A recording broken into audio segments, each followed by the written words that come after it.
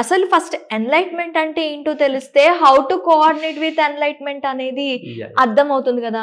Why do fail? Enlightenment గురించి చెప్పటంలో fail అవుతున్నారా, లేక ఎన్లైట్మెంట్ తెలుసుకోవటంలో ఫెయిల్ అవుతున్నారా? What do you mean by enlightenment? Yes, That's yes, what yes. we before going to that exact enlightenment word, what is the purpose of life? Okay. అది అర్థమైతే enlightenment అవసరమా లేదా, అసలు enlightenment అంటే ఏంటో తెలుసు. పర్పస్ ఆఫ్ లైఫ్ ఏంటి అనే దాంట్లో వరల్డ్లో మిగతా కల్చర్లు డిఫైన్ చేసిన దానికి మన సనాతన ధర్మం డిఫైన్లో నేను మొదలన్న ధర్మ అర్థ కామ మోక్షాలు అంటారు, యా. చతుర్విధ పురుషార్థాలు అంటారు. మన టోటల్ కల్చర్లో ఇవి మూడు. అంటే ఒక మనిషి పుట్టినవాడు ఇలా ఉండాలి అని డిఫైన్ చేసినవి. మోక్ష is nothing but an enlightenment. Okay. So మోక్షాన్ని నేను ఒక స్టూడెంట్కి ఎలా చెప్తాను. స్టూడెంట్ డ్యూటీ ఏంటండి? చదవటం, తనకి వచ్చిన విద్యను ప్రదర్శించటం.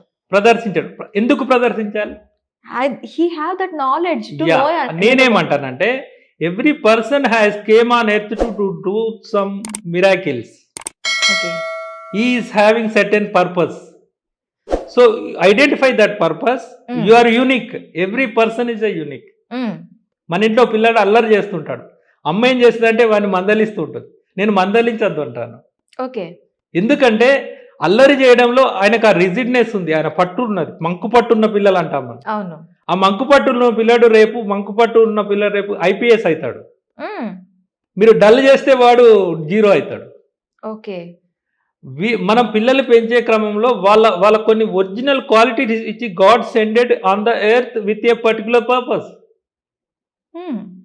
So if you identify that particular purpose, that purpose will give the universe some energy. Okay. ఆ ఎనర్జీని ఐడెంటిఫై చేసుకోవడమే ఎన్లైట్మెంట్. That's all. ఇప్పుడు మీరు చెప్పారు కదా, యాక్చువల్లీ మీరు ఒక ఫిజిక్స్